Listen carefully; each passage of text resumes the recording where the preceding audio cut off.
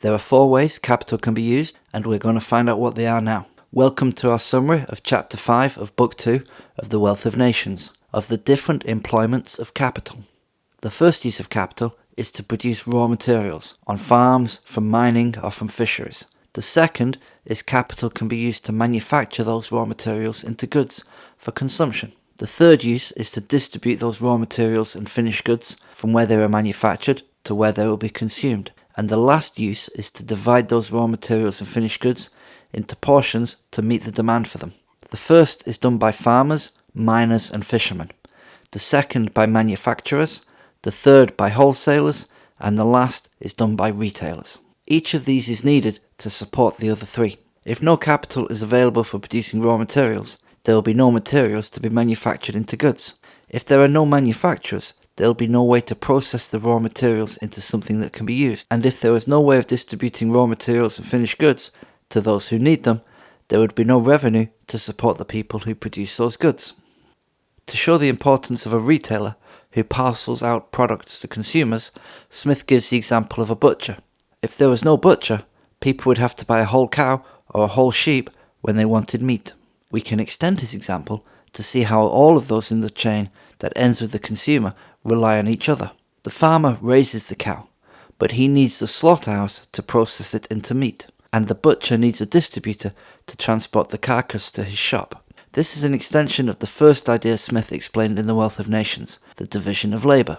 By breaking the task of producing and selling a good down into these 4 different stages, the process gains all the benefits explained in Chapter 1 of Book 1.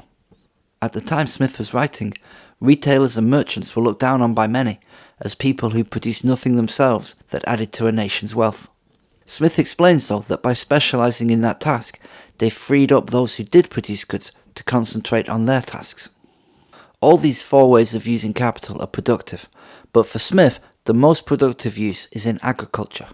Because in agriculture, not only do the farmhands add value with their work, but the livestock and nature itself also works to grow value. He puts the growth in wealth of the American colonies down to their investing so much of their capital into agriculture. Here, though, Smith was writing in a time before modern technology had made industry as productive as it is now, before computers and electricity and powerful modern machines. In the last part of the chapter, he looks at trade. He explains there are 3 kinds of trade: the home trade, the foreign trade, and the carrying trade. The home trade is the exchange of goods within the country where they were produced.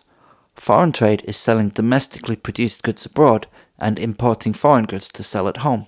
The carrying trade is selling foreign-made goods to foreign markets. Of these, to Smith, the home trade best supports industry and labour in a nation, and the carrying trade does so the least, which is another criticism he has of the mercantilist policies of his time. With that, Smith finishes Chapter 5 and Book 2 of The Wealth of Nations, which brings our series of videos to an end. We'd love to hear any feedback from you, and we'd love to know where in the world you are listening to this. Leave a comment below. Please also like the video and subscribe to the channel for more videos like it.